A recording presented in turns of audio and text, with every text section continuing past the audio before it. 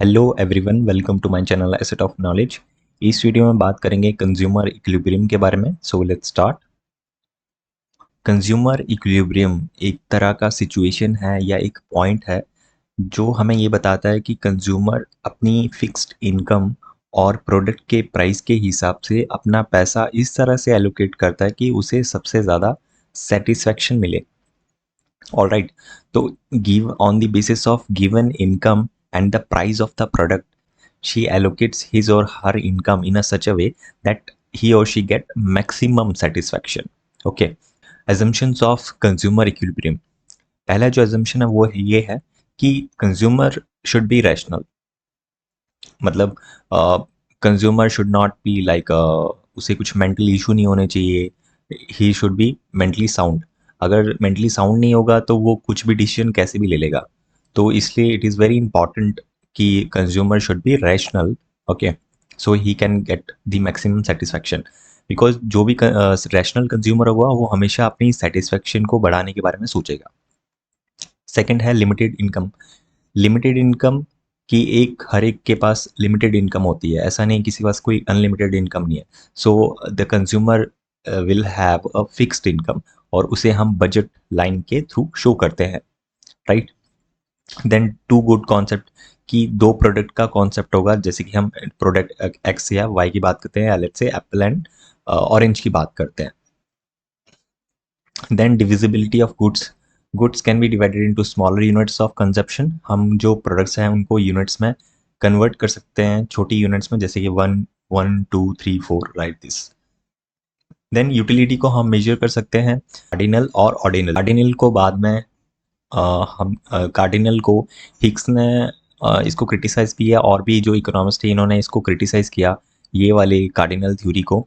और फिर हिक्स ने ऑर्डिनल थ्योरी दी जिसको हम अभी भी स्टडी करते हैं थ्रू इंडिफरेंस कर्व, राइट। जो कार्डिनल अप्रोच है वो यूटिलिटी की बात करती है कि इतने यूटिल्स 20 यूटिल्स 30 यूटिल्स हमें किसी प्रोडक्ट से मिले, राइट। लेकिन जो हिक्स है, जो ऑर्डिनल यूटिलिटी है, वो रैंक के बेसिस पे बात करती है।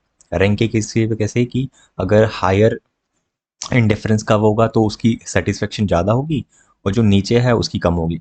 तो बस हम यहाँ पर रैंक देते हैं, हम वो यूनिट्स नहीं देते हैं कि इतनी मुझे सेटिस्फेक्शन मिली इतनी यूनिट की या इतने यूनिट का मुझे यूटिलिटी मिला, right. Then prices are given and constant. जो प्राइसेस होंगे प्रोडक्ट्स के वो कांस्टेंट रहेंगे। Then diminishing marginal utility. हमने लास्ट वीडियो में भी इसके बारे में बात की थी कि जैसे जैसे आप एक प्रोडक्ट का कंजप्शन बढ़ाते रहेंगे तो उससे जो मिलने वाली सेटिस्फेक्शन है वो भी धीरे धीरे कम होती रहेगी, राइट।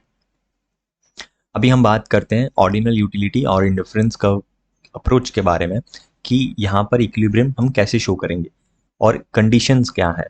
पहली जो कंडीशन है वो ये है कि the equilibrium the indifference curve should be tangent to the budget line. जो इंडिफरेंस कर्व है वो बजट लाइन के टेंजेंट होना चाहिए, उसको टच करना चाहिए। और इसको हम इस इक्वेशन से शो करते हैं। Marginal rate of substitution AO.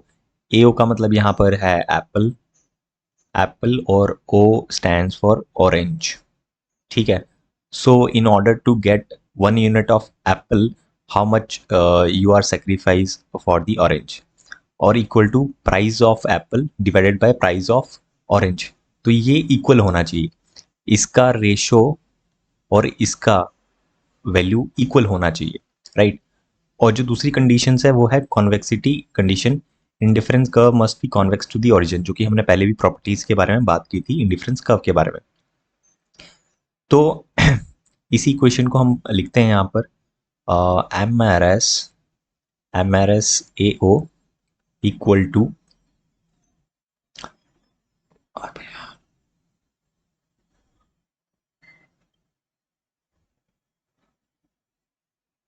Price of apple, price of O, ये इक्वल होना चाहिए। पर अगर इक्वल नहीं होगा तो क्या होगा, लेट्स से मैं एक कंडीशन लिखता हूँ यहाँ पर, M R S A O greater than P A, price of apple and price of orange. अगर ये सिचुएशन होगी तो इसमें क्या प्रॉब्लम है और इसमें इक्विलिब्रियम क्यों नहीं होगा ये। तो देखिए अब यहाँ पर ये है कि let's say price of Apple है 20 और प्राइस ऑफ ऑरेंज है 10। तो ये तो रेशियो यहाँ पर हमारा 2 आ गया, है ना, 2 आ गया। और जो मार्जिनल रेट ऑफ सब्स्टिट्यूशन है, मतलब एप्पल को लेने के लिए आप ऑरेंज को कितना सेक्रीफाइस कर रहे हो, तो इसका मतलब ये है कि आप जो है एप्पल की कंजप्शन अभी इंक्रीज कर रहे हो। You still getting more and more Apple because आपको वो उससे ज़्यादा सेटिस्फेक्शन मिल रही है, तो आप उसको और परचेज कर रहे हो। ठीक है, ऑरेंज को सेक्रीफाई कर रहे हो और एप्पल को और परचेज कर रहे हो। ठीक है, तो ये जो ग्रेटर देन वाला एरो है ये शो कर रहा है कि एप्पल की कंजप्शन आप और बढ़ा रहे हो और सेटिस्फेक्शन मिल रहा है। और हमने मार्जिनल रेट ऑफ सब्स्टिट्यूशन में ये पढ़ा था, मार्जिनल यूटिलिटी में, कि जैसे जैसे हम एक प्रोडक्ट का कंजप्शन बढ़ाते रहेंगे उसकी यूटिलिटी या सेटिस्फेक्शन कम होती रहेगी। तो धीरे धीरे क्या होगा, ये एडजस्ट कैसे होगा, जैसे हम एप्पल का बढ़ाता रहेंगे तो इसकी जो यूटिलिटी है वो कम होती रहेगी, तो हम इसे फिर कम परचेज करेंगे, इसकी जो सेक्रीफाइस है वो हम कम करेंगे और इसको धीरे धीरे कंज्यूम करेंगे, ज़्यादा कंज्यूम नहीं करेंगे। तो होगा क्या, ये एडजस्ट हो जाएगा और ये इक्वल हो जाएगा। अभी सेकंड सिचुएशन में देखिए, ये तो यहाँ पर सेम रहेगा, यहाँ पर रेशो इसका 10 है, यहाँ 20 है, तो ये 2 बन गया। अब यहाँ पर लेस देन का एरो है, इट मीन्स कि अभी जो है मैं कंजप्शन एप्पल का कम कर रहा हूँ और ऑरेंज का सेक्रीफाइस भी अभी मैं उतना ज़्यादा नहीं कर रहा, कम कर रहा हूँ, है ना। तो अगर जिसे जैसे इसका मैं सेक्रीफाइस कम करता रहूँगा तो, और इसके कंजप्शन कम करता रहूँगा, तो इसकी जो वैल्यू है मेरे लिए वो बढ़ती रहेगी, राइट। तो जैसे जैसे मैं इसका कंजप्शन पहले हम कम कर रहे थे, फिर इतना कम कर लिया कि इसकी जो सेटिस्फेक्शन है, इसकी जो वैल्यू है, इसकी जो इंपॉर्टेंस है वो बढ़ने लगी। तो मैंने क्या किया, इसका जो कंजप्शन है वो फिर से बढ़ाने लग गया, और बढ़ाने लग गया तो ये फिर से किस में एडजस्ट हो गया, इक्वल में एडजस्ट हो गया। तो इसीलिए जब हम इक्विलिब्रियम की बात करते हैं तो marginal rate of substitution apple orange equal to price of apple and divided by price of orange, ये इसलिए आता है। कंज्यूमर इक्विलिब्रियम को ग्राफ की हेल्प से समझते हैं। पॉइंट ई पर मैं बोल रहा हूँ यहाँ पर इक्विलिब्रियम है, इस पॉइंट पे इक्विलिब्रियम है, राइट। अब ये वाला जो नीचे वाला आप इंडिफरेंस कर्व देखेंगे तो ये भी हमारे जो बजट लाइन है इसको टच कर रहा है, और कंडीशन ये थी कि इंडिफरेंस कर्व को बजट लाइन को टच करना ज़रूरी है। तो यहाँ भी ये कंडीशन फुलफिल हो रही है, यहाँ भी हो रही है, यहाँ भी इसको टच कर रहा है एट पॉइंट सी और पॉइंट डी। मैं एक और यहाँ पर आई सी बना देता हूँ, IC3। तो यहाँ पर तो कंज्यूमर कभी आ नहीं सकता क्योंकि ये बजट लाइन से बाहर है, तो यहाँ पर तो वो कभी आ ही नहीं सकता। तो यहाँ तो IC3 का कोई लॉजिक नहीं बन रहा है कि वो यहाँ पर इक्विलिब्रियम हो गया नहीं, क्योंकि ये बजट लाइन सिर्फ ए और बी तक ही है और ये इससे बाहर है। तो जब इनकम ही से बाहर है तो वहाँ जाएगा नहीं। ऑल तो यहाँ पर सेटिस्फेक्शन जो लेवल है वो हाई है, लेकिन यहाँ कंज्यूमर जा नहीं सकता, तो इसको हम छोड़ देते हैं अभी। अब बात करते हैं आईसी कर्व 2 के बारे में। आईसी कर्व 2 के बारे में देखें, पॉइंट सी और पॉइंट डी पे टच कर रहा है। तो लेट्स से मैं यहाँ से इसको ड्रॉ करता हूँ और यहाँ, तो आप देखें कि एप्पल की एक यूनिट लेने के लिए, एप्पल की एक यूनिट के लिए मैं कितना सेक्रीफाई कर रहा हूँ, 8 यूनिट ऑफ ऑरेंज। तो इससे ये समझ आ रहा है कि मेरे लिए जो एप्पल की जो इंपॉर्टेंस है, जो सेटिस्फेक्शन है वो बहुत ज़्यादा मिल रही है मुझे। तो मैं क्या करूँगा, और कंजप्शन करूँगा, एप्पल का और कंजप्शन करूँगा। तो लेट्स से मैं यहाँ तक चला गया और मैंने इतना यूनिट परचेज किया, अभी लेट्स से 3, ठीक है। तो और यहाँ पर मान लेते हैं यहाँ पर है 5 यूनिट ऑरेंज। तो अब मैं 3 यूनिट एप्पल की लेने के लिए 5 ऑरेंज को सेक्रीफाइस कर रहा हूँ, ठीक है।